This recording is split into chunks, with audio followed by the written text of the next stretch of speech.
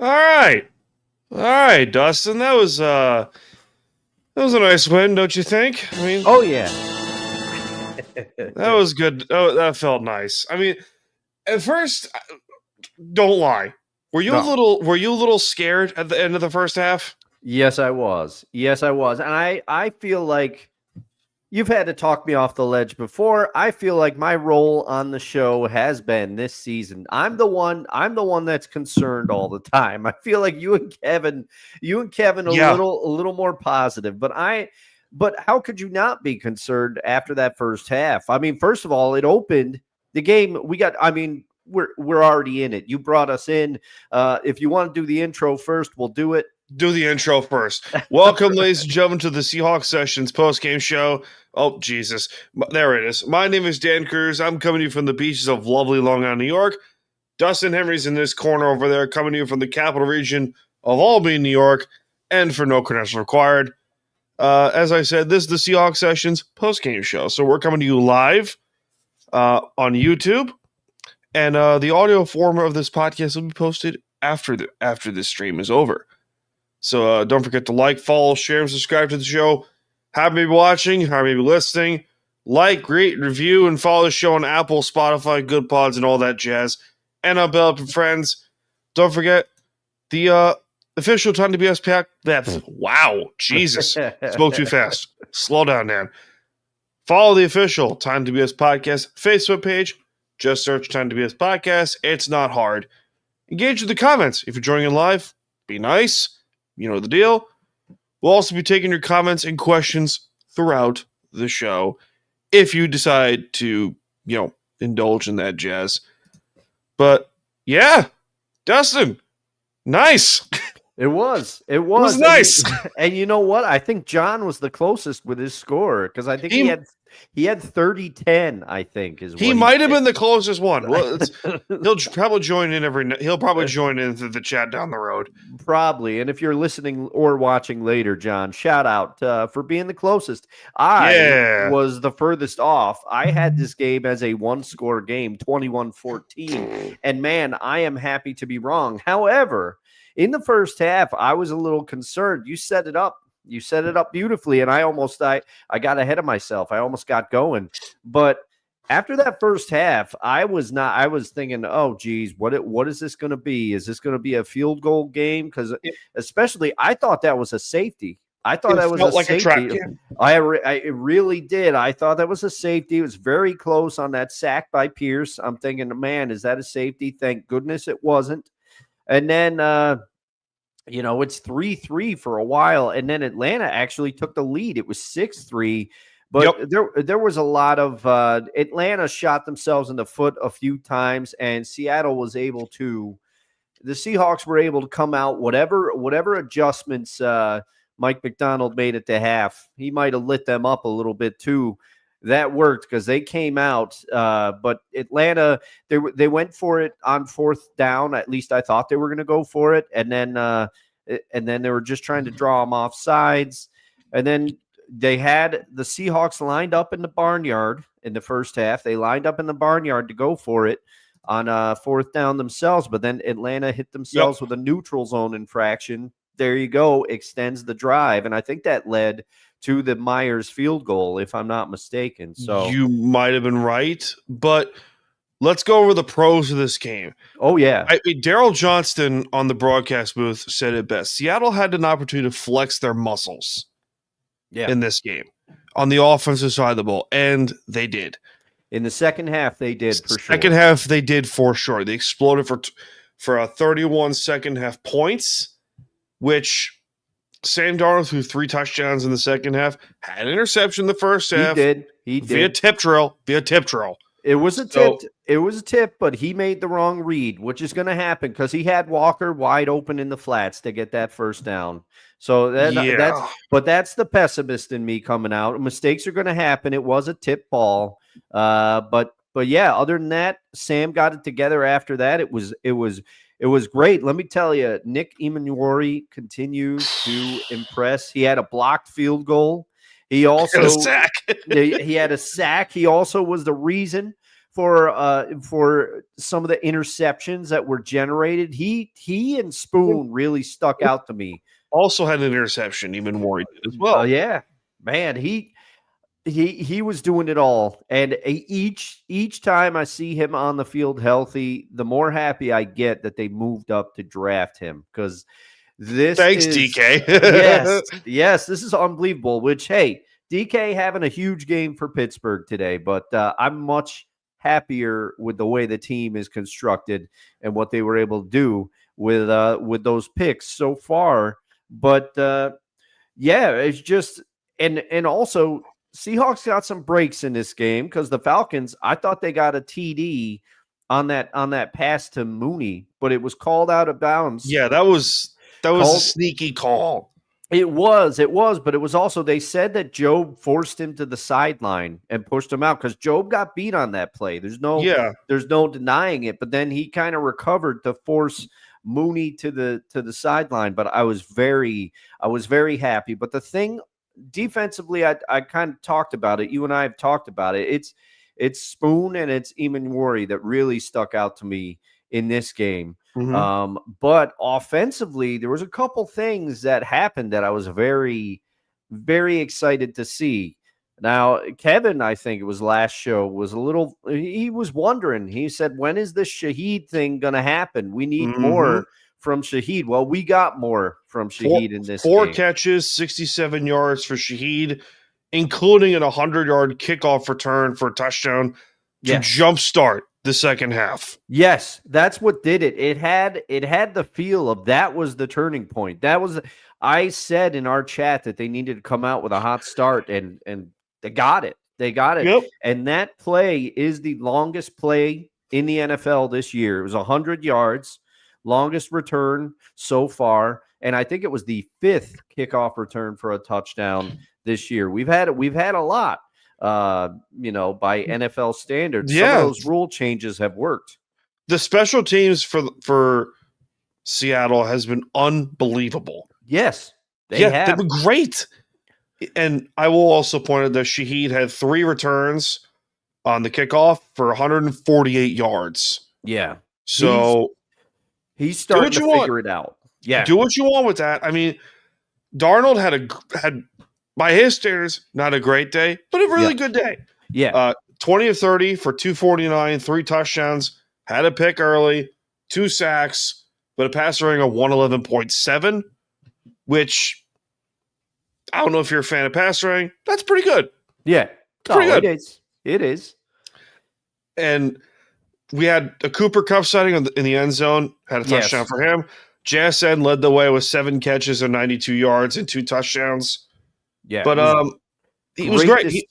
It was good to see him get back on track. And really good to see him kind of right the ship after a down game. I mean, they're gonna happen. JSN's been superhuman this whole season. Yeah. So it was nice to see him kind of get the ship righted a little bit there. But it was great to see Cooper Kupp get that touchdown too. It was very, very nice.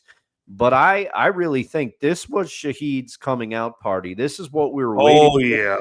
He has become the number 2 wideout in this offense now, if he continues to go like this. And he's also a multi-dimension weapon, because we've seen them try to get him involved in the running game before, which the running game, that's a little bit of a negative. We're going to have to talk about it. I mean, Charbonnet had that great run early in the game, but Kenneth Walker, you said it, Dan, in our Seahawks chat. They got to get him. It's part of the reason why Charbonnet continues to have a role on this team, because Walker does not run downhill. He looks to the outside. You can see it. He always is looking to bounce outside. And if you're paying attention to the whole itty-gritty details of the game. Yeah. Okay. If you're an offensive lineman, I can speak from a lineman's point of view. Mm-hmm. Because from a lineman's point of view, you do not work well laterally. You don't. All your leverage is just gone. Mm-hmm. If you're moving laterally. If you're moving downhill or if you're pushing someone, okay, great. Yeah. All your leverage is right there for the taking. because all you gotta do is if you're pass blocking someone, if you're working, it's easier to pass block laterally than it is to run block laterally. It's a lot easier to run block downhill than it is to run block laterally. Mm-hmm. Way easier. That makes sense to me, even though I've never played the position. You clearly have. I have a little bit. I mean, I can pay attention to a lot of these things. Yeah. It helps every now and then when you get a stupid brain, but whatever. But it's just your brain ain't stupid, man. Your brain is unique, my friend. I'm happy. I'm happy to have been exposed to it. And I will agree with your points, even though I don't have the knowledge that you have, but it makes sense because not everyone is a superhuman like Walter Jones was, and they're pushing around escalators. Yeah, he could block, he could manhandle anyone, whether it was laterally or downhill, but not everyone can do that. Well, we also want to point out that Ola Oluwatimi has found a home. Yeah, as the starting center. When Sundell went down, I thought, okay, when is Oluwatimi's moment going to shine? Yeah. Because when he has been in the game for this team the last 2 years, he's shown up. Yes. He has shown up. And I understand why Sundell got the starting role to begin the year, because Olu was hurt. Mm-hmm. Olu was hurt.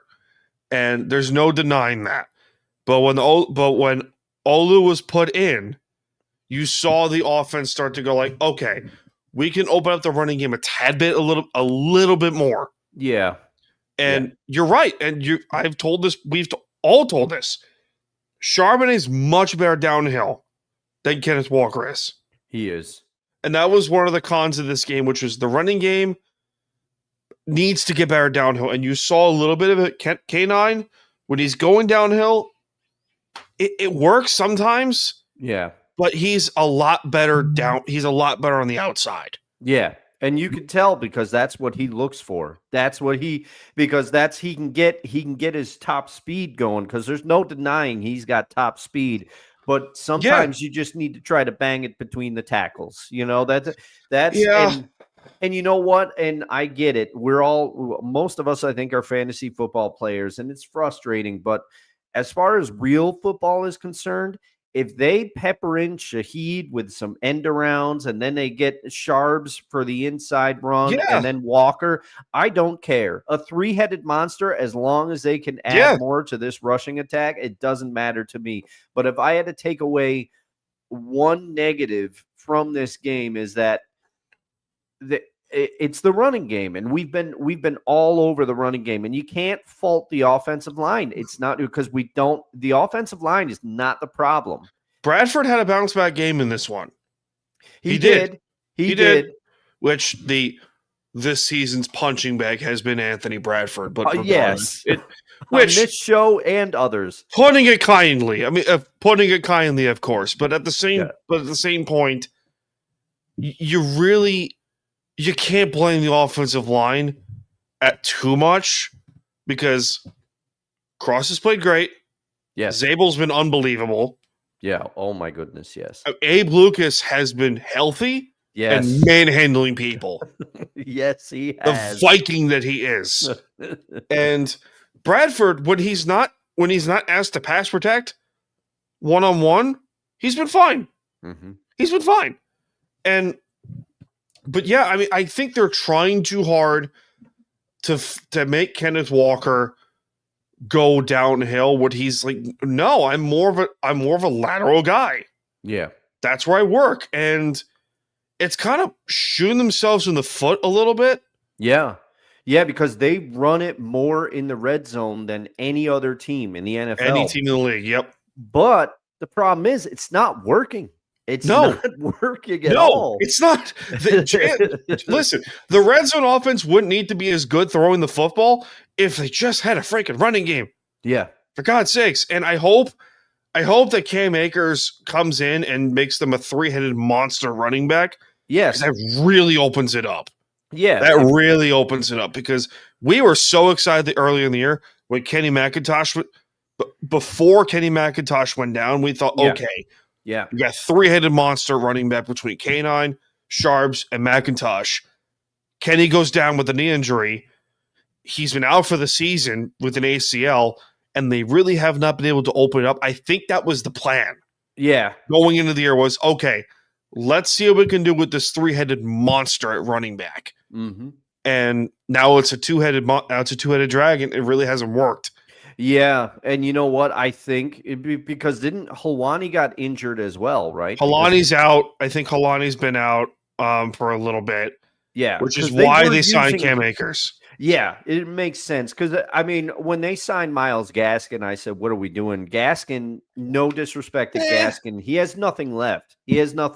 Unfortunately, Cam Akers, I think he has something left for sure. He's a good player. I mean, Ram fans will swear by it.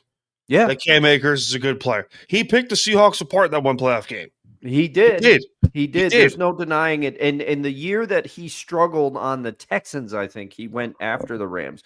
The year that he struggled on the Texans to run the ball, they didn't run the ball well. It's why they brought in even Damon Pierce. Look, they released Damon Pierce and then they brought in Joe Mixon last year. That's why they brought him in. So I don't think that was a Cam Akers issue. I think that was a Texans issue at the time. Correct. Now, let's go back to the pros of this game because we bashed the running game enough. Yeah, we bashed the running game. Yeah, let's get some positives in here. Holy crap, the defense went psycho in the second half. Yes. Wow. I mean, Spoon had an interception. Eamon Warry, player of the game by default. For sure. Eamon Warry, player of the game. Now, would you say that is one of the sneakiest John Schneider draft picks that they've ever made? Yes. 1,000%. And it was atypical because the Schneider is known for moving back. He did it in the Carroll era. He does it now. Yeah. But he doesn't do it often. Yeah, they don't move up. And so to move up and grab, I mean, Eamon Warry should not have fallen the way that he did. Now, I don't know enough about college football to know why he fell because there were teams that considered him a first-round talent.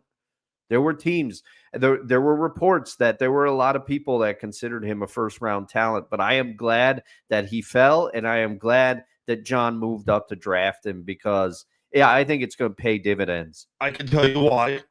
Because the safety class in the draft this past April was not particularly great. Okay. So, which is interesting because Eamon Warry had a first-round grade and for top 15. Yeah. There was like, why is this kid falling? Like, there's no way he should be falling that far. And I think it was after the Steelers pick, I blew up your phones. I was like, Seattle traded up. They're getting Eamon Warry. And like, sure enough, they got him. And there was a couple of fan pages that were like, Seattle better take him in the first round. But at the same point, you couldn't pass on Gray's Abel. So really, you got 2 first-round picks. Oh, yeah. No, and both of them are paying dividends in 2 different rounds. Yeah. I will also like to point out Ty Okada, I mean, we at the safety position, one of the things, this is going to lead into the next topic, they have depth everywhere. They do. Yeah. Everywhere. Because we made a big deal out of Julian Love coming back, but Okada played extremely well. Yeah. In his he played great.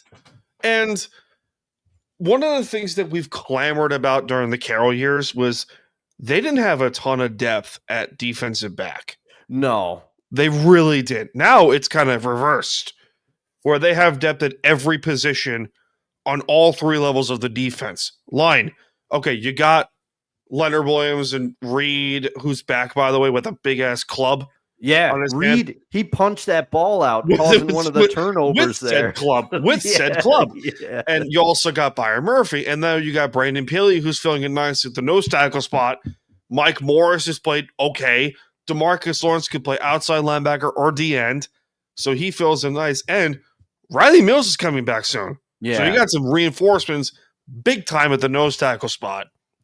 And at pass rusher, Nwosu's been good. Mm-hmm. Hall's been getting better. Maffei's been picking it up. And DeMarcus Lawrence has been picking up as well. And you also got linebacker Drake Thomas. He's been great this year. Yeah. Tyrese Knight has not really gotten a lot of snaps when he's in.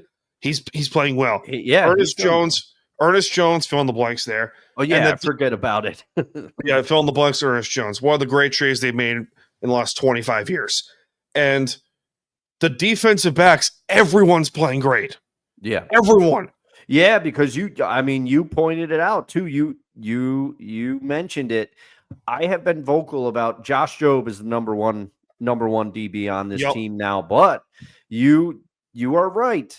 Over the last 8 weeks, Tyreek's turned it around. Tariq Woolen has been playing a lot better. Mm-hmm. He's been playing a lot better. I don't know what. It's coaching. Yeah. Coaching. Yeah. A miracle. It's a freaking miracle.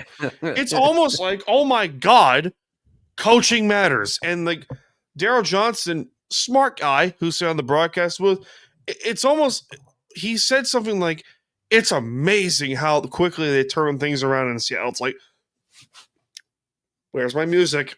Where's my music? It's almost like vindication once again. Yeah. It's like, how many times during the Carroll era have been like, they're so much better than where they are because the players that they have.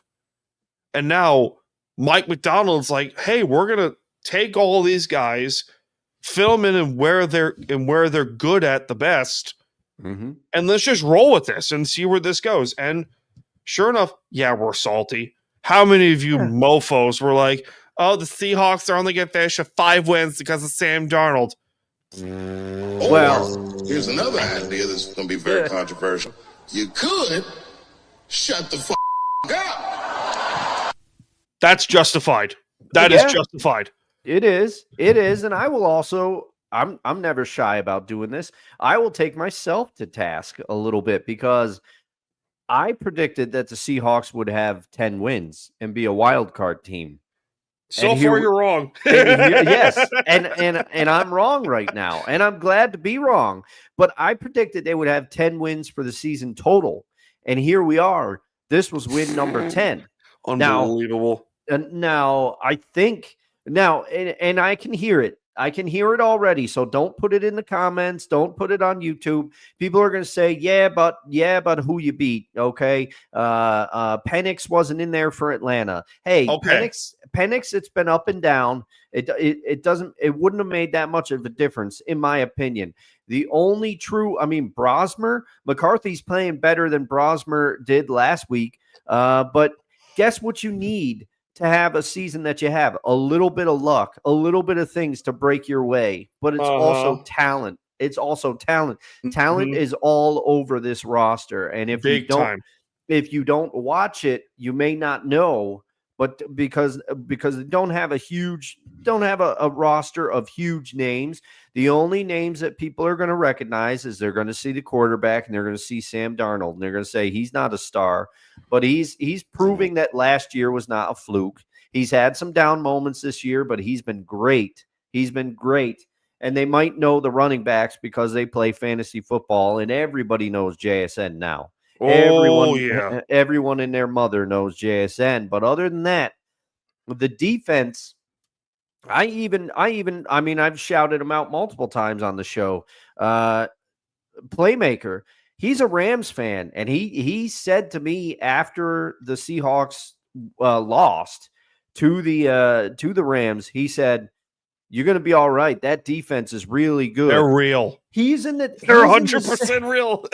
He follows the team very closely in the same division, and even he didn't realize how good the Seahawks defense is. Speaking of Rams, we have a Rams-Cardinals update thanks to our friend Ryan. Yeah. And your co-host, the Cardinals currently lead 7-0 over Los Angeles. Oh, thank you very much, Ryan. That would be a huge upset. Indeed. And especially if Chicago loses. If the Rams and Bears lose, Seattle gets the 1 seed. Yeah, that would be crazy now. That'd be crazy. And we're getting ahead of ourselves, but the Colts, Daniel Jones is done for the year. Yeah, he's done for the year. That's because they play the Colts next week, correct? Yeah, that's the game. Yeah, they're at home against the Colts next week. Yeah, I was looking forward to it, and the Colts will still have to account for Where's the Jonathan pessimist? Taylor. Where's the pessimist in you? we'll still have to account for Jonathan Taylor, but independently of, I mean, the game becomes infinitely more winnable now, but independent of all that, I got to take my Seahawks fan hat off for a second and put on my football fan hat. Daniel Jones, I feel terrible for Daniel Jones. Oh, yeah, big time. The man comes in, he has a redemption. You know, everybody was putting dirt on his grave except for Daniel Jones. He comes in, he has redemption. The man plays through a fractured fibula, and now he goes down non-contact with the other leg. You know, that's just tough to see. He's gonna get paid though. He will. He's gonna get his money. Let's be real here. I mean, Chris Bowers will probably look at himself like, we had the fourth pick.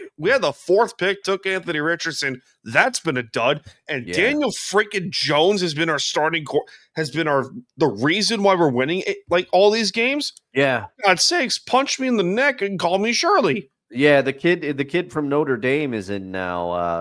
Riley Leonard. Yeah, Riley Leonard. But man, and that's the other thing. Anthony Richardson, he injured himself working out with resistance bands before one of the games. He snapped. How do you do that? So he was doing stretches. I have resistance bands. This happened to me before. They snap, and when they snap, things can happen. But that's why you gotta be careful. But he was pulling on the resistance bands, using them to stretch. One of them snapped, hit him right in the eye, and he's hurt.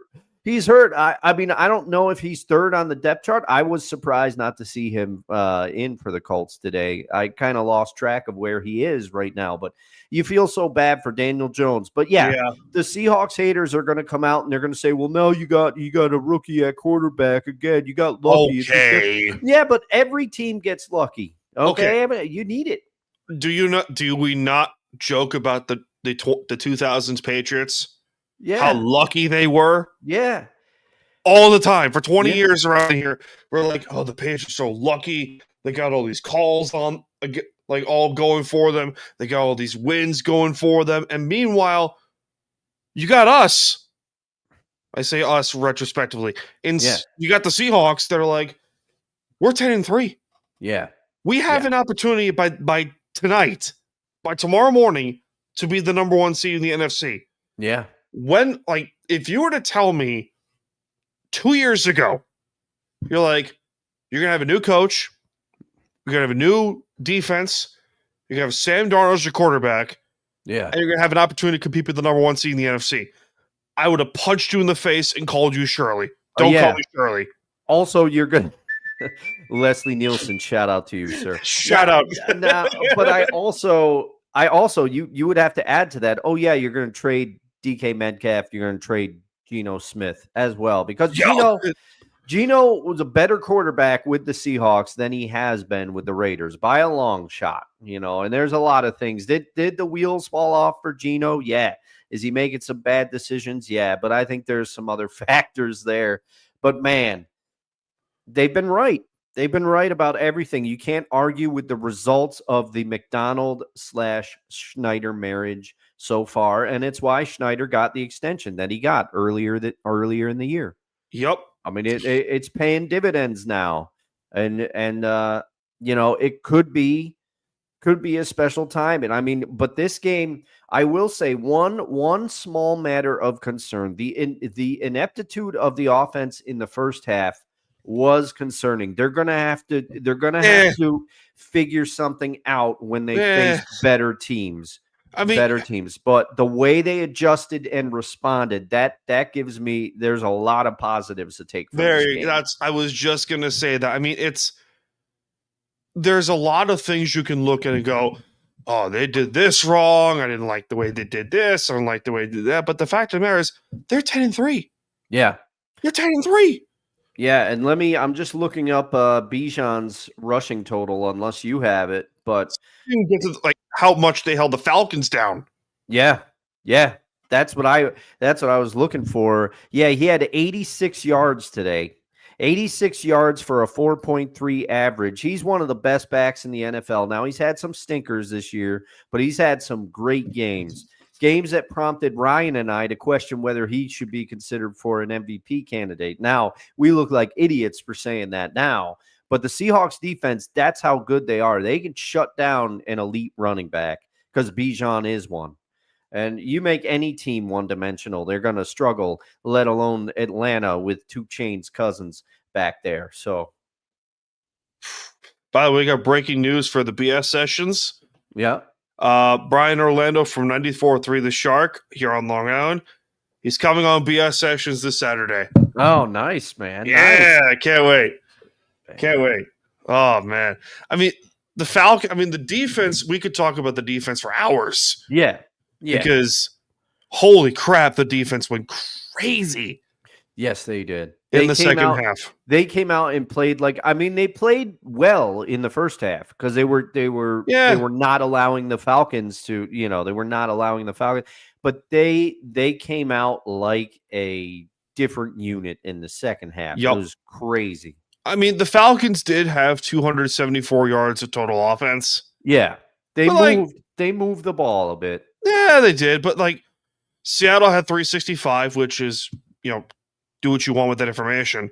Yeah. I don't particularly care. But listen, win's a win. Can't get too mad. A win's a win, and the only area seemingly where this defense can be had at all is at tight end. That's it, because Kyle Pitts, he had a big game again today. The tight ends are the one area of weakness that Seattle can't seem to cover. Yeah, that was the one thing I had a problem with. Yeah, but Kyle Pitts was getting open. Yeah, he was wide open on a few of those. But everything else, the defense can handle, and you need a few special plays every game to kind of win. And even Worry had a bunch of them today. So, that's the thing. That blocked field goal too. That was big because at the time the game was close. And so it's and also even though we think the call was somewhat dubious, Josh Jobe managing to get Darnell Mooney out of bounds on that would-be touchdown. That's also, sometimes you get beat, but if you can recover like that, and you had Reed punching out that ball for that fumble, you need stuff like that. And as long as Seattle can continue to do that, they're going to be okay. These next 2 games are going to be crucial. Yes, they are. You got the Colts, you back-to-back at home. Colts, and then the big Thursday night game against the Rams. Yeah. The Rams game is huge, but you can't sleep on this Colts team. You got to keep yourself ready to go. You got the Colts, you got Rams, and then I believe you finish up with the Panthers and Niners. Yeah, Niners ends the season. I know that. Hold on. Schedule check. I'm on it. All right. They get the Colts home against the Colts next week, and then they're home against the Rams for Thursday Night Football, at Carolina and at San Francisco to close out the year. They very well could finish 13, 14 wins on the year. They could. Yeah. They very well could. I mean, let's not get ahead of ourselves here, but at the same point, it's one of those, cross that bridge when we get there kind of moments. Yeah. It's part of what you do. I mean, that Niners game going to be tough. Going to be tough because the first one was, and the Niners will be healthier now. But, big time. We'll see. What are you going to do? All right, Dustin, you got any final thoughts? Close up shop for the day? I don't. Very impressed with how the team showed up in the second half. Nice, easy game, which is what I wanted. And I'm going to go make some spaghetti and watch some more football and do holiday cards. It's that time of year, everybody. How about you, Dan? I got 3 episodes of Time to BS to record today. Oh, man, you're good. Thankfully, they're like half an hour long, so it's not that bad. All right. I just did Isla BS earlier this morning, and that's posted for tomorrow as of recording this. So now I got to go ahead this crap, post 3 more episodes of this crap, and then just do nothing for the rest of the night. But there you go. Such is life. Maybe play a game. Maybe fire up a video game. Who knows? I played Jack and Dexter earlier today. That was fun. Oh, there you go. There you go.